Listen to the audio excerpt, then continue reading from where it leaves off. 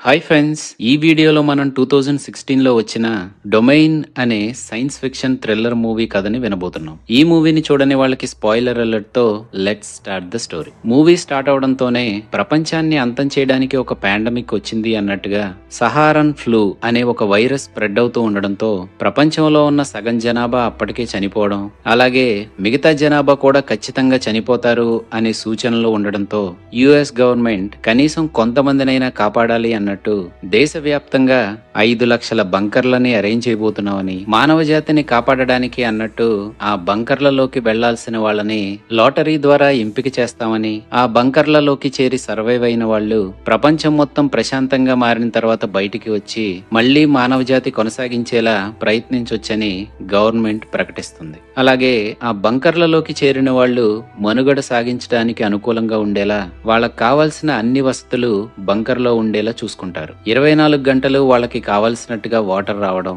వాళ్ళకి కావాల్సిన ఫుడ్ ని ప్రోటీన్ షేక్ రూపంలో వాళ్ళకి అందేలా చేయడం, అలాగే ఆ బంకర్ కి కావాల్సిన పవర్ సప్లై వాళ్ళు చేసే యాక్టివిటీస్ నుంచే జనరేట్ చేసేలా వాటిని డిజైన్ చేసి ఉంచుతారు. ఆ 5 లక్షల బంకర్లలోకి చేరిన వాళ్ళని గ్రూపుల కింద విడదీసి ఒక్కొక్క గ్రూప్ లో 7 ఉండేలా చూసుకుంటారు. ఈ 7 ఒకరితో ఒకరికి సంబంధం లేకుండా ఎక్కడెక్కడో విడివిడిగా ఉన్న బంకర్లలో ఉన్నప్పటికీ వాళ్ళకి కావలసినప్పుడు కనెక్ట్ అయ్యి మాట్లాడుకునేలా వీడియో కాన్ఫరెన్స్ చేసుకోవడానికి నెట్వర్క్ సిస్టమ్ ని కూడా డిజైన్ చేసి ఉంచబడుతుంది. అలా బంకర్లలోకి చేరిన వాళ్ళు దాదాపు 70 ఏళ్లు బ్రతికుండగలిగేలా వాటిని డిజైన్ చేసి ఉంచడంతో వాటిల్లోకి చేరాల్సిన సర్వైవర్స్ ని ఎంపిక చేయడం జరుగుతుంది. అలా చేరిన ఒక గ్రూప్ లో ఉండే 7 Denver, Phoenix, Houston, Boston, Orlando, Atlanta, అలాగే షికాగో ఈ 7 బంకర్స్ ఉన్న సిటీ పేర్లనే వాళ్ళకు కూడా పెట్టడంతో వాళ్ళు కాన్ఫరెన్స్ కనెక్ట్ అయినప్పుడు వాళ్ళు వాళ్ళ బంకర్స్ ఉన్న సిటీ పేర్లనే వాళ్ళ పేర్లుగా పిలుచుకుంటూ ఉంటారు. అలాగే ఒక రోజు గడుస్తుంది అని తెలియడానికి అన్నట్టు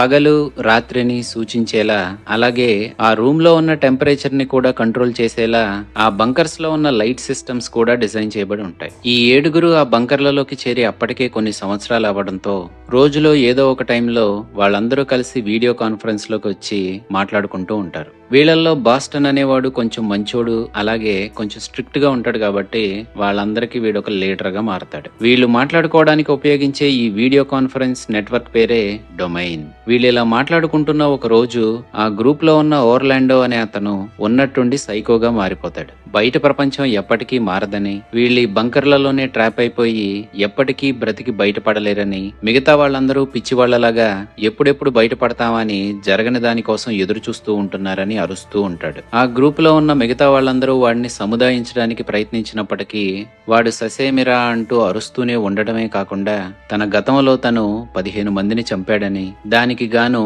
వాడికి జీవిత ఖైదీ శిక్ష పడిందని, ఎక్కువ మాట్లాడితే మిమ్మల్ని కూడా లేపేస్తా అన్నట్టుగా వాగుతూనే ఉంటాడు. అది విన్న మిగతా 6 ఉన్న అట్లాంటా, ఎందుకలా చేసావు, మళ్ళీ దాని గురించి అలా ఎలా చెప్పుకోగలుగుతున్నావు అని తనంటే, నాకది చేస్తున్నప్పుడు ఆనందంగా అనిపించింది అందుకే చేశాను అంటూ వాడు బదులిస్తాడు. అది విన్న మిగతా వాళ్ళందరికీ వాడి మీద అసహ్యం కలగడంతో వాడిని ఆ గ్రూప్ లో నుంచి పీకి పడేద్దాం అనుకుంటారు. తనని పీకేద్దాం అనుకున్నప్పటికీ అది ఎలా చేయాలో వాళ్ళకి తెలీదు అనుకుంటున్నప్పుడే వాళ్ళల్లోనే ఉన్న డెన్వర్ అనే అతను ఐటీ బ్యాక్గ్రౌండ్ నుంచి రావడంతో అది ఎలా చేయాలో అతనికి తెలుసని, కానీ ఒకసారి అతన్ని ఆ నెట్వర్క్ లో నుంచి తీసేస్తే మళ్లీ తిరిగి యాడ్ చేయడం కుదరదని చెప్తాడు. ఒకవేళ తన వీడియో ట్రాన్స్మిషన్ ని ఆపేసి తనని గ్రూప్ నుంచి డిస్కనెక్ట్ చేస్తే ఆ బంకర్ల నుంచి వాళ్ళు ఎప్పుడు బయటపడతారో వాళ్ళకి తెలియదు కాబట్టి అక్కడ ఉన్నంత కాలం ఓర్లాండో ఒంటరిగానే బ్రతకాల్సి వస్తుందని డెన్వర్ చెప్తాడు. ఆల్రెడీ 15 మందిని చంపిన వాడికి ఈ 6 ఒక లెక్క. వీళ్ళు గనక వాడిని గ్రూప్ నుంచి డిస్కనెక్ట్ చేసి ఆ తర్వాత ఆ బంకర్స్ నుంచి బయటపడితే వాడు వీళ్ళందరినీ వెతికి ఖచ్చితంగా చంపేస్తాడు. వాడిని పీకేయాలా వద్దా అని మిగిలిన 6 ఓటేద్దాం అనుకుంటారు. అట్లాంటా, బాస్టన్, అలాగే ఆ గ్రూప్ లో చాలా లేజీగా ఉండే షికాగో అనే అతను కూడా వాడిని పీకి పడేద్దామని అంటారు. కానీ మిగతా 3లో ఉన్న ఫీనిక్స్ ఇంకా హ్యూస్టన్ అది చాలా దారుణమైన పనిష్మెంట్ అని, ఎవరితోనూ సంబంధం లేకుండా వాడొక్కడే బ్రతకడం కష్టం అవుతుందని అంటారు. మిగిలిన మన హ్యాకర్ బాబు అయిన డెన్వర్ చేతిలోనే అసలైన ఓటు ఉంది. వాడేం చెప్తాడా అనుకునే లోపే మన ఓర్లాండో బాబు, మీరేంట్రా నన్ను పీకడానికి డిసైడ్ చేసేది, నేనే మిమ్మల్ని వెలివేస్తనా, ఈ చెత్తలో గ్రూప్ లో నుంచి వెంటనే పీకేయండి నన్ను అంటూ గట్టిగా అరుస్తాడు. సరే అయితే అలాగే చేస్తాను అంటూ డెన్వర్ బాబు ఆ డొమైన్ సిస్టమ్ ని హ్యాక్ చేసి ఓర్లాండో ట్రాన్స్మిషన్ ని కట్ చేస్తాడు. ఆ రోజు జరిగిన సంఘటన వలన రాత్రిపూట నిద్ర పట్టని ఫీనిక్స్ డేన్వర్ బాబుతో పర్సనల్ గా చాట్ చేస్తూ ఉంటుంది. వాళ్ళు చేసింది తప్పని, పాపం ఎవరితోనూ మాట్లాడడానికి ఎలాంటి అవకాశం లేని ఓర్లాండో ఒక్కడే సర్వైవ్ అవడం కష్టం అవుతుందని ఫీనిక్స్ తన మీద జాలి చూపిస్తుంది. కానీ డేన్వర్ మాత్రం మిగతా గ్రూప్ తనతో మాట్లాడడానికి ఇష్టపడట్లేదు కాబట్టి ఇలా చేయడమే కరెక్ట్ అయిన పని అని తనని సముదాయిస్తాడు. ఇక్కడే మనకి రివీల్ అయ్యే విషయం ఏంటంటే ఫీనిక్స్ పాప డేన్వర్ బాబు వర్చువల్ గా రిలేషన్షిప్ లో ఉన్నారని. చూస్తూ ఉండగానే దాదాపు 8 నెలలు గడిచిపోతాయి. ఓర్లాండోని ఆ గ్రూప్ లో నుంచి పీకేసిన ఈ 8 నెలల్లో మిగతా వాళ్ళందరూ వాడి గురించి ఆలోచించడం మానేసి ఆ బంకర్లలో వాళ్ళ జీవితాలని కొనసాగిస్తూనే ఉంటారు. ఇది ఇలా సాగుతూ ఉన్నప్పుడు హ్యూస్టన్ బంకర్ లో సిస్టమ్ మాల్ ఫంక్షన్ అవడం మొదలు పెడుతుంది. దాంతో తన లైట్ సిస్టమ్ సరిగ్గా పనిచేయకపోవడంతో రాత్రి పగలు తేడా లేకుండా తన బంకర్ లో ఉన్న లైట్స్ మారుతూనే ఉండడంతో తనకి సరిగ్గా నిద్ర పట్టదు. ఆ తర్వాత కొంతకాలానికి మళ్లీ కనెక్ట్ అయిన ఆ గ్రూప్ మెంబర్స్ ఈ గడిచిన కాలంలో వాళ్ళు నిజానికి వాళ్ళ బంకర్లలో ఏదోలా వాళ్ళ జీవితాన్ని గడిపేయడమే కాకుండా ఒక్కొక్కళ్ళు ఒక్కో పని చేసేలా వాళ్ళందరికీ ఇండివిజువల్ గా టాస్క్స్ అసైన్ చేయబడ్డాయని తెలుసుకుంటారు.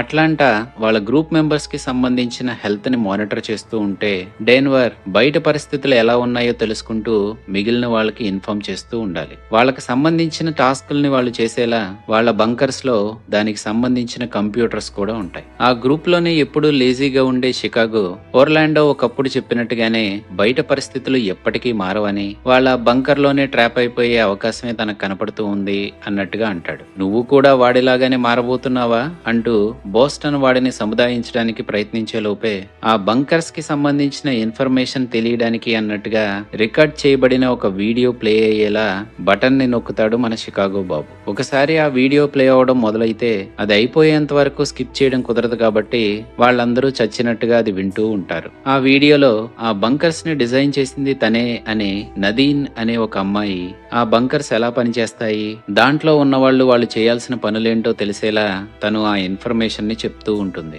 5 లక్షలకి పైగా ఏర్పాటు చేయబడిన ఆ బంకర్లలోకి చేరిన వాళ్ళు 7 ఉండే గ్రూప్స్ కింద డివైడ్ చేయబడ్డారని, ఆ గ్రూప్స్ లో ఉండే వాళ్ళు ఒకరితో ఒకరు మాట్లాడుకుంటూ వాళ్ళు సర్వైవ్ అయ్యేలా చూసుకుంటూ ఉండాలని, పైన పరిస్థితులన్నీ చక్కబడిన తర్వాత వాళ్ళు తిరిగి బయటికి రావచ్చు అన్నట్టుగా చెప్తుంది. కొన్ని రోజుల తర్వాత వీళ్ళు యథావిధిగా కాన్ఫరెన్స్ లో మాట్లాడుకుంటూ ఉంటే వాళ్ళకి ఇవ్వబడిన టాస్కుల్ని వాళ్ళు చేయడానికి వాళ్ళకి ఉపయోగపడేలా వాళ్ళు ఉన్న బంకర్స్ లో ఏర్పాటు చేయబడిన కంప్యూటర్స్ ఉన్నట్టుండి పని చేయడం ఆగిపోతాయి. వీళ్ళు ఆశ్చర్యపడే విషయం ఏంటంటే వాళ్ళకి చెప్పబడినట్టుగా వాళ్ళు ఉన్న బంకర్స్ ఒకరితో ఒకరికి సంబంధం లేకుండా వేరే వేరే సిటీస్ లో ఉంటాయి అన్నప్పటికీ ఆ 6 బంకర్స్ లో ఉన్న కంప్యూటర్స్ ఒకేసారి ఆగిపోతాయి. వాళ్ళు మొదట కంగారు పడినప్పటికీ వాళ్ళ లీడర్ గా మారిన బోస్టన్ ఇదంతా టెంపరీగా జరుగుండొచ్చు, కొంత టైం తర్వాత అవి మళ్లీ తిరిగి పనిచేస్తాయిలే అని వాళ్ళందరినీ ఊరుకోబెడతాడు. కానీ ఆ తరువాత డెన్వర్ తో మాట్లాడుతున్న ఫీనిక్స్ మన గ్రూప్ లో ఉండాల్సిన 7లో ఒకడైన ఆ ఓర్లాండోని తీసేసిన తర్వాతే నెట్వర్క్ లో గ్లిచ్ ఏర్పడి దానివల్లనే ఈ కంప్యూటర్స్ డౌన్ అయి ఉండొచ్చు. తనని మళ్లీ గ్రూప్ లోకి తిరిగి తీసుకొస్తే దీన్నంతా మళ్లీ తిరిగి రీస్టోర్ చేయొచ్చు. కాబట్టి నువ్వు వెంటనే నీ హ్యాకింగ్ స్కిల్స్ ఉపయోగించి ఆయన మళ్లీ తీసుకొచ్చే అని డేన్వర్ ని అడుగుతుంది. డేన్వర్ మాత్రం అలా చేసినా జరిగే అవకాశం ఉండకపోవచ్చు, అలాంటప్పుడు ఎందుకు చేయడం, నేను చేయను అని అంటాడు. అది విన్న ఫీనిక్స్ కి కోపం రావడంతో తన జీవిత కథని చెప్పడం మొదలెడుతుంది. తన ఫాదర్ చిన్నప్పుడే చనిపోయాడని, తరువాత తన మదర్ తో కలిసి ఉండేదని, కానీ చిన్నప్పుడే తనకి డ్రగ్స్ అలవాటయ్యాయని, అలాగే ఇంట్లో నుంచి కూడా చాలా సార్లు పారిపోవడానికి ట్రై చేసిందని, ఒకరోజు తనకు కావాల్సిన డ్రగ్స్ తన రూమ్ లో దొరక్కపోయేసరికి తన మదరే తన దగ్గర నుంచి వాటిని తీసేసుకుందేమో అనే అనుమానంతో కోపంతో ఊగిపోతూ చేతికి దొరికిన కత్తెరని తీసుకువెళ్లి కచా కచా పొడిచి చంపేశాను అని డేన్వర్ తో చెప్తుంది. తరువాత తనని సూపర్ మ్యాక్స్ ప్రిజన్ లో ఉంచేలా శిక్ష పడిందని, వైరస్ బ్రేక్అవుట్ అవడంతో తను సర్వైవ్ అయ్యేలా లాటరీలో పిక్ అవడంతో ఆ బంకర్ లోకి చేరిందని చెప్తుంది. ఆ స్టోరీ విన్న డేన్వర్ ఒకవేళ ఇక్కడి నుంచి బయటపడితే ఇప్పుడు అది చెప్పినట్టుగా చేయకపోతే వాళ్ళు కలిసినప్పుడు ఆన్ని కూడా చంపేసిద్దేమో అనుకున్నాడో ఏమో. దాంతో మనోడు ఎమోషనల్ గా ఫీనిక్స్ కి కనెక్ట్ అవడంతో వాడి సూపర్ హ్యాకింగ్ స్కిల్స్ ని యూజ్ చేసి ఓర్లాండో బంకర్ కి సంబంధించిన వీడియో ట్రాన్స్మిషన్ ని ఆ నెట్వర్క్ లోకి తిరిగి కనెక్ట్ అయ్యేలా చేయడానికి ట్రై చేస్తూ ఉంటాడు. ఒక రోజు తను అనుకున్నట్టుగానే అలా చేయగలిగిన తర్వాత ఫీనిక్స్ కి కాల్ చేయడంతో వాళ్ళిద్దరూ కలిసి ఆ వీడియో ట్రాన్స్మిషన్ ని చూడడం మొదలు పెడతారు. కానీ వాళ్ళకి ఓర్లాండో బంకర్ లో తను లేకుండా ఆ బంకర్ అంతా చాలా ఎంటీగా కనపడుతూ ఉంటుంది. తర్వాత రోజు మిగతా గ్రూప్ మెంబర్స్ తో కనెక్ట్ అయ్యి అదే విషయాన్ని వాళ్ళకి చెప్పడంతో గ్రూప్ కి ఇన్ఫార్మ్ చేయకుండా వాళ్ళంతట వాళ్లే డెసిషన్ తీసుకున్నారు అని బాస్టన్ కి వాళ్ళ మీద చాలా కోపం వస్తుంది. కానీ వాళ్ళిద్దరూ మాత్రం ఇంకా ఈ గ్రూప్ ఏమనుకుంటున్నా వాళ్ళు పట్టించుకోరని చెప్తారు. ఆ రోజు రాత్రి ఫీనిక్స్ డెన్వర్ తో మళ్లీ కనెక్ట్ అయ్యి ఓర్లాండో ఇప్పుడు లేకపోయినప్పటికీ తన బంకర్ కి సంబంధించిన ప్రీవియస్ రికార్డింగ్స్ ని వాళ్ళు చూడగలిగే అవకాశం ఉంటుందేమో, ఒకవేళ వాటిని వీళ్ళు పరిశీలిస్తే తనకేం జరిగిందో తెలుసుకునే అవకాశం ఉంటుందని మళ్లీ సిస్టమ్ ని హ్యాక్ చేసి ఆ రికార్డింగ్స్ ని రిట్రీవ్ చేయమని డెన్వర్ ని అడుగుతుంది. నువ్వు అడిగితే నేను కాదంటానా అంటూ మనోడు మళ్లీ కంప్యూటర్ ని టకటకా కొట్టడంతో ఓర్లాండోకి సంబంధించిన పర్సనల్ రికార్డింగ్స్ అన్ని వీళ్ళ దగ్గరికి వచ్చేస్తాయి. వీళ్ళు చూసిన చాలా రికార్డింగ్స్ లో మనోడు ఏదో బాక్సింగ్ కి ప్రిపేర్ అవుతున్నట్టుగా చాలా కష్టపడుతూ వర్కౌట్స్ చేస్తూ ఉంటాడు. వాళ్ళలా చూస్తూ ఉండగానే ఒక వీడియో రికార్డింగ్ లో ఏదో డిస్టర్బెన్స్ క్రియేట్ అయ్యి ఓర్లాండోని ఎవరో పట్టుకుపోతున్నట్టుగా, వాళ్ళ నుంచి తనని తాను కాపాడుకోవడానికి తను ట్రై చేస్తూ గట్టిగా అరుస్తున్నట్టుగా రికార్డ్ అవుతుంది. మళ్లీ వీడియో నార్మల్ అయ్యేసరికి ఆ బంకర్ లో తనుండడు. అంటే వాడు అప్పటి వరకు కష్టపడి పెంచుకున్న కండలేమి వాడిని కాపాడలేకపోయాయి అన్నమాట. ఆ తర్వాత రోజు వాళ్ళు చూసిన వీడియో గురించి గ్రూప్ లో ఉన్న మిగతా మెంబర్స్ కి వీళ్ళిద్దరూ చెప్పడంతో అసలు ఏం జరిగిందో తెలియక వాళ్ళందరి మధ్య పానిక్ మొదలవుతుంది. బాస్టన్ వాళ్ళ బంకర్స్ లో సేఫ్ గానే ఉండొచ్చని, ఎవరిని కంగారు పడొద్దని చెప్తే ఫీనిక్స్ మాత్రం అసలు అతనికి ఏం జరిగిందో కూడా వాళ్ళకి తెలియదని, ఎలాగైనా ఆ బంకర్స్ నుంచి వాళ్ళు ఎస్కేప్ అవడానికి ట్రై చేయాలని అంటుంది. తన బంకర్ లో వెదర్ సిస్టమ్ డ్యామేజ్ అయి ఒక వారం నుంచి సరిగ్గా నిద్రపోని హ్యూస్టన్ ఆ బంకర్ నుంచి ఎలాగైనా బయటపడాలి అన్నట్టు ఫీనిక్స్ కి సపోర్ట్ చేస్తాడు. బాస్టన్ మాత్రం ఎలాంటి పిచ్చి పని చేయొద్దని, తను చెప్పింది అందరూ వినాలి అన్నట్టుగా అంటూ ఉంటే అప్పటికే నిద్రలేక చాలా ఫ్రస్ట్రేషన్ తో ఉన్న హ్యూస్టన్ తనని తాను గోడకేసి కొట్టుకుంటూ చాలా పిచ్చిగా ప్రవర్తిస్తూ ఉంటాడు. వీళ్ళందరూ చూస్తూ ఉండగానే హ్యూస్టన్ వీడియోలో ఏదో డిస్టర్బెన్స్ క్రియేట్ అవడం, అలాగే హ్యూస్టన్ బంకర్ లోకి ఎవరో గుర్తు తెలియని వాళ్ళు వచ్చి తనని అక్కడి నుంచి తీసుకువెళ్లిపోతున్నారు అన్నట్టుగా ఆడియో రికార్డ్ అవడం జరుగుతుంది. అది చూసిన వాళ్ళందరూ హ్యూస్టన్ కి ఏం జరిగిందా, తరువాత వాళ్ళకేం జరగబోతుందా అన్నట్టు కంగారు పడడం మొదలు పెడతారు. ఆ తర్వాత రోజు ఫీనిక్స్ వాళ్ళందరికీ ఆ బంకర్ లోంచి ఎస్కేప్ అవడానికి కావాల్సిన మార్గాన్ని వెతికేలా వాళ్ళందరినీ వాళ్ళ బంకర్స్ ని బాగా ఎగ్జామిన్ చేయమని చెప్తుంది. అలా వాళ్ళందరూ ట్రై చేస్తున్నప్పుడు మొదటగా అట్లాంటాకి ఒక క్లూ దొరుకుతుంది. వాళ్ళందరూ అప్పటికే చాలా సార్లు విన్న నదీన్ క్రియేట్ చేసిన వీడియోలో వాళ్ళు ఉన్న బంకర్ దాదాపు అండర్ గ్రౌండ్ లో 30 అడుగుల కింద ఉంది అని చెప్తే, అట్లాంటా బంకర్ కి కనెక్ట్ అయి ఉండే ఒక పైప్ ని తను బ్రేక్ చేయడంతో తన సర్వైవల్ కి కావాల్సిన ప్రోటీన్ పౌడర్ ని సప్లై చేసే పైప్ లో నుంచి తను బయటికి చూస్తే దాని బయట వైపు తనకి ఎంటీ డార్క్ ప్లేస్ కనపడుతుంది. దాంతో వాళ్ళందరూ ఇదేదో తేడాగా ఉంది అనుకుంటూ ఉండగానే ఇంతకు ముందు ఓర్లాండో హ్యూస్టన్ కి జరిగినట్టుగానే ఇప్పుడు అట్లాంటా ట్రాన్స్మిషన్ కూడా కట్ అవుతుంది. అది చూసిన వాళ్ళందరూ వాళ్ళల్లో తర్వాత ఎవరైనా మిగతా ముగ్గురులాగానే వాళ్ళు కూడా ఏ టైంలో అయినా మిస్ అయ్యే అవకాశం ఉంది అనుకుంటూ భయపడుతూ ఉంటే, అప్పటికే తన జీవితం మీద ఆసక్తి కోల్పోయి చాలా లేజీగా మారిన షికాగో మిగతా ముగ్గురు చూస్తూ ఉండగానే తనంతట తానే చనిపోతాడు. అది చూసి ఫీనిక్స్, బాస్టన్ మిగతా వాళ్ళలానే వాళ్ళకు కూడా ఎప్పుడేం జరుగుతుందో తెలీదు అన్నట్టుగా భయపడుతూ ఉంటే, హ్యాకింగ్ స్కిల్స్ ఉన్న మన డెన్వర్ బాబు మళ్ళీ ఆ నెట్వర్క్ ని హ్యాక్ చేయడంతో వీళ్ళ గ్రూప్ కి జరిగినవే వేరే గ్రూప్స్ లో కూడా జరిగాయి అన్నట్టుగా కొన్ని రికార్డింగ్స్ బయటపడతాయి. అంతేకాకుండా తను ఆశ్చర్యపోయే విధంగా నదీన్ రికార్డ్ చేసిన వీడియోలో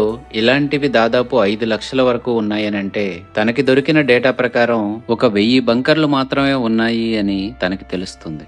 దాంతో ఏదో జరగకూడదు జరిగేంత వరకు ఎదురు చూడకుండా ఆ బంకర్ లో నుంచి ఎలాగైనా బయటపడాలి అని గట్టిగా డిసైడ్ అయిన ఫీనిక్స్ తన బంకర్ లో ఉన్న పవర్ సప్లై వైర్స్ ని కట్ చేస్తే తను బయటికి వెళ్లే అవకాశం ఉంటుందని చెప్తుంది. అది చాలా రిస్కీ అని మిగతా వాళ్ళు అనుకున్నప్పటికీ పోరాడితే పోయేదేముంది ప్రాణాలు తప్ప అనుకుని వాళ్ళు కూడా సై అంటారు. వీళ్ళు చేద్దాం అనుకున్న పని చేయడానికి ముందు ఫీనిక్స్ తో మాట్లాడుతున్న డెన్వర్ బయటికి వచ్చిన తర్వాత నిన్ను చేరుకోవడానికి సప్త సముద్రాలైనా ఈదుతాను అని తనకి ప్రామిస్ చేస్తాడు. ఇంకా తర్వాత వాళ్ళు అనుకున్నట్టుగానే ఆ బంకర్స్ లో ఉండే వైర్స్ ని కట్ చేయడంతో ఆ బంకర్ లో ఉండే అలారం ట్రిగ్గర్ అయి మెయిన్ డోర్ ఓపెన్ అవుతుంది. ఆ బంకర్స్ లో నుంచి మొదటగా ఫీనిక్స్ బయటికి వస్తుంది. తను అనుకుంటున్నట్టుగా అప్పటి వరకు తన బంకర్ 30 ఫీట్ అండర్ గ్రౌండ్ లో లేదని, అది నిజానికి ఒక అపార్ట్మెంట్ లాంటి బిల్డింగ్ లో ఒక గది అని తెలుసుకుంటుంది. తను ఇంకా ఆశ్చర్యపోయే విషయంగా తన పక్కనే ఉన్న గదిలో నుంచి డెన్వర్ బాబు బయటకు వస్తాడు. అంటే వాళ్ళకి తెలియకుండానే ఒకే బిల్డింగ్ లో ఉన్న పక్క పక్క గదుల్లో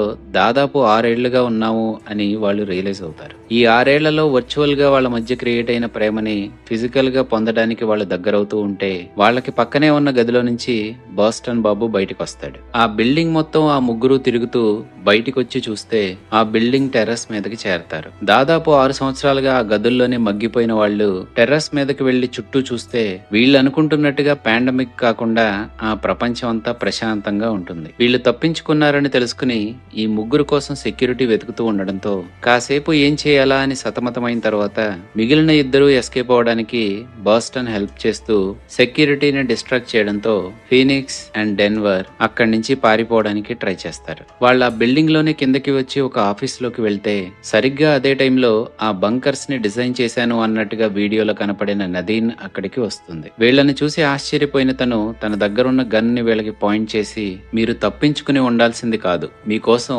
సెక్యూరిటీ వెతుకుతుంది. ఫీనిక్స్ ఆ డెన్వర్ నుంచి దూరంగా వెళ్ళిపో, వాడు చాలా డేంజరస్ అంటూ ఫీనిక్స్ ని వార్న్ చేస్తుంది. అసలు ఏం జరుగుతుందో అర్థం కాని ఫీనిక్స్ ఇదంతా ఏంటి అని నదీన్ ని అడిగితే అప్పటి వరకు వాళ్ళు అనుకుంటున్నదేది నిజం కాదు అన్నట్టుగా నదీన్ వాళ్ళకి జరిగిందంతా వివరించి చెప్తుంది. నిజానికి వీళ్ళు అనుకుంటున్నట్టుగా ప్రపంచంలో పాండమిక్ క్రియేట్ చేయడానికి కావాల్సిన వైరస్ ఏది రాలేదని, ఆ వీడియో ప్రిజన్ లో ఉన్న వాళ్ళ కోసమే సపరేట్ గా క్రియేట్ చేయబడిందని, ఫీనిక్స్ లాంటి జైలు శిక్ష అనుభవించే వాళ్ళెవరూ జైలు నుంచి బయటికి వెళ్లకుండా వైరస్ పాండమిక్ అనే ఫేక్ న్యూస్ ని క్రియేట్ చేసి ప్రిజన్ నుంచి డైరెక్ట్ గా బంకర్స్ లోకి చేర్చబడ్డారని, నదీన్ ఒక 1000 మందిని సెలెక్ట్ చేసుకుని వాళ్ళందరికీ జీవితంలో ఒక కొత్త పర్పస్ ని క్రియేట్ చేయడానికి అన్నట్టుగా ఆ బంకర్స్ ని డిజైన్ చేయించిందని, 6 సంవత్సరాలుగా వాళ్ళ బంకర్స్ లో ఉన్నట్టుగా వాళ్ళ మీద ఎక్స్పెరిమెంట్ జరుగుతూ ఉంటే ఓర్లాండోని ఎక్స్ట్రాక్ట్ చేసే టైంలో తనకి సంబంధించిన వీడియో పబ్లిక్ అయిందని, దాంతో బయట ఉన్న ప్రజలు క్రూరాతి క్రూరమైన ఇలాంటి క్రిమినల్స్ కి అంత లగ్జరియస్ బంకర్స్ ని ఎందుకు క్రియేట్ చేశారు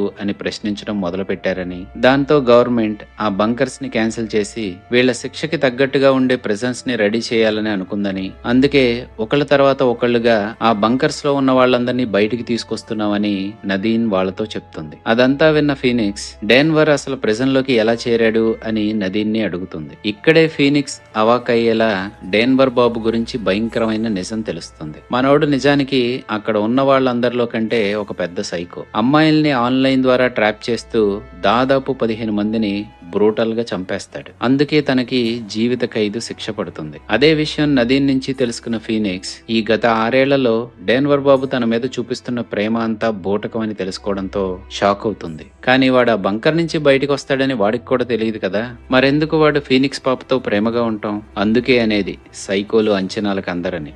కట్ చేస్తే వీళ్ళిద్దరినీ మళ్ళీ ప్రిజన్ లో పెట్టడానికి తీసుకువెళ్తారు. వీళ్ళు ఎస్కేప్ అయిన అదే రూమ్స్ దగ్గరికి ఇప్పుడు వీళ్ళు వెళ్తే వీళ్ళ గ్రూప్ కి సంబంధించిన మిగతా 4 కూడా అక్కడే డోర్స్ దగ్గర ఎదురు చూస్తూ ఉంటారు. ఓర్లాండో మాత్రం అక్కడి నుంచి తప్పించుకుని పారిపోతాను అన్నట్టుగా ప్రిజన్ గార్డ్ మీద అటాక్ చేయడంతో వాళ్ళిద్దరి మధ్య జరిగిన ఘర్షణలో ఓర్లాండో పైకి పోతాడు. ఇప్పుడు మిగతా వాళ్ళందరూ ఆ బంకర్స్ లోకి అడుగు పెడితే ఇంతకు ముందులా విశాలంగా బ్రతకడానికి అనుకూలంగా లేకుండా ఇప్పుడు ఆ బంకర్స్ చాలా భయానకంగా ఉంటాయి.